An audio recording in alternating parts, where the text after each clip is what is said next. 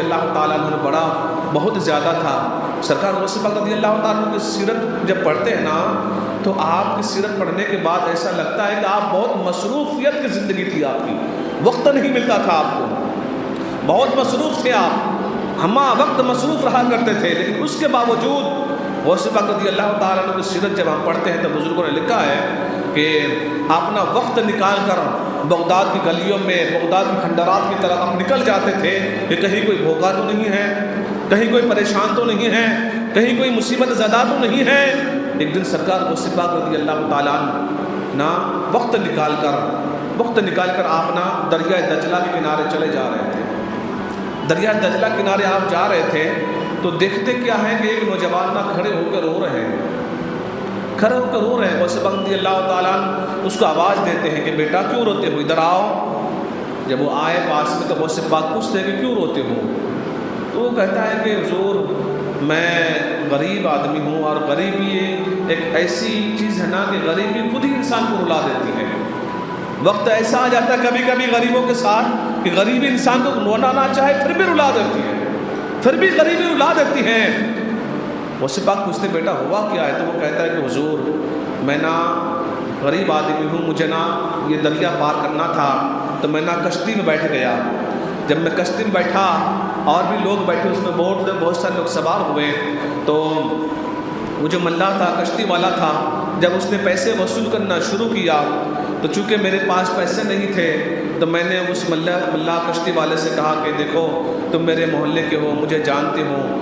ایک کام کرو، مجھے اس پار جانا بہت ضروری ہے، مجھے پہنچا دو، لے کے بھی آنا، تو میرے محلے کا ہے، تو جانتا ہے میں غریب ہوں، میں تجھے لوٹا دوں گا، میں بے ایمان بھی نہیں ہوں۔ تو وہ کہتا ہے کہ حضور اس نے مجھے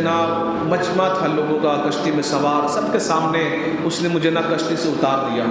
صرف اتارا ہی نہیں بلکہ مجھے طرح طرح کی باتیں بھی سنا دی۔ اس نے کہنے لگے کہ مفت خروں کے لیے کشتی نہیں ہے، تم ایسے بغیر پیسے سے کیسے سوار ہو گئے ہو، طرح طرح کی 10 باتیں بھی سنا دی، اتار بھی دیا، ذلیل بھی کیا، رسوا بھی کیا۔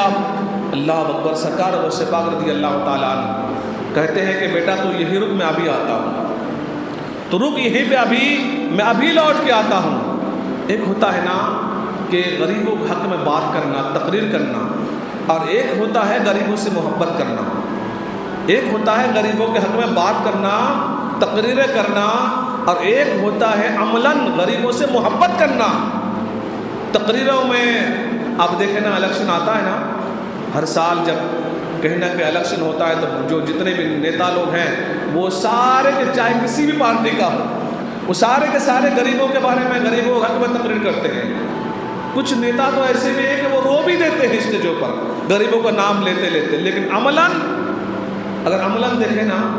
تو غریبوں کے الیکشن کے بعد غریبوں کے تعلق سے کوئی عملاً کوئی چیز ہوتا ہے؟ کچھ بھی نہیں ہوتا ہے۔ اس میں جو بڑی بڑی باتیں ہوتی ہیں، آنسو بھی بہا دیا جاتا ہے، تقریریں بھی ہوتی ہیں، لفظوں میں بھی وہ باتیں ہوتی ہیں، لیکن عملاً کچھ نہیں ہوتا ہے۔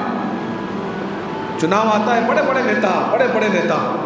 بہت بکواس کر لیتے ہیں غریبوں کے تعلق سے، بڑے غریبوں کے ہمدرد بن جاتے ہیں، الیکشن ختم ہوا تو عملاً وہ چیزیں سامنے نظر نہیں آتی ہیں۔ لیکن اللہ اکبر، غوث پاک رضی اللہ تعالیٰ فرماتے کہ بیٹا تو رک جا، ابھی میں ابھی آتا ہوں۔ سرکار غوث پاک رضی اللہ تعالیٰ فوراً اپنے گھر گئے اور 100 دینار لے کے آئے، 100 دینار لائے، جب تک وہ کشتی والا کشتی دوسرے کنارے میں لوگوں کو چھوڑ کر واپس آ چکے تھے، تو غوث پاک رضی اللہ تعالیٰ 100 دینار لے آئے۔ سب کے سامنے کشتی والوں کو ڈانٹے نہیں، کوئی ڈھینگے نہیں ماری، اس کو ہاتھ پکڑ کر ایک طرف لے کر گئے۔ ایک طرف لے جانے کے بعد کہنے لگے کہ یہ 100 درہم تو رکھ، یہ 100 درہم تو میرے طرف سے رکھ، آج کے بعد اگر کوئی غریب تیرے کشتی پر سوار ہو اور اس کے پاس پیسے نہ ہو تو عبد القادر جیلانی کی کرائے میں اس کو سفر کر دینا، اس کو کنارے لگا دینا، لے کے آ جانا، اور ہاں سن لے اگر یہ پیسے ختم ہو جائے نا تو مجھے پھر سے بتا دینا، میں تجھے پھر سے دے دوں گا، لیکن کسی غریب کو نہ رسوا نہ کرنا، کسی غریب کو اپنی کشتی سے نہ اتارنا، اگر پیسے نہ ہو اس کے پاس تو میرے کرائے تو 100 دینار پہلے سے ایڈوانس رکھ، میرے دینار درہم پہ اس کو سفر کرا دینا، دریا پار کرا دینا، لیکن اس کو رسوا نہ کرنا۔ یہ ہوتا غریب پرورش۔ میں سوچتا نا جب لوگ یہ جذبہ رکھتے تھے نا، اللہ ان کو مدد بھی ویسا ہی کرتا تھا،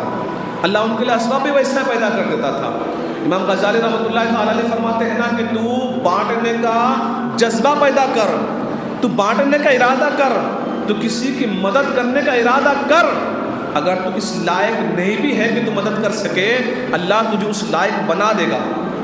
تو ارادہ تو کر کسی کی مدد کرنے کی، تو بانٹنے کا ارادہ تو کر۔ اگر تو لائق نہیں بھی ہوگا، اللہ تجھے اس لائق بنا دے گا۔ تو ارادہ ہی نہیں کرتا، تو پروگرام نہیں بناتا۔ بہرحال غوث پاک رضی اللہ تعالیٰ عنہ کی غریب پروری کی بات آئی تو اور ایک واقعہ مجھے یاد آتا ہے، میں مختصر بتا دوں کہ غوث پاک رضی اللہ تعالیٰ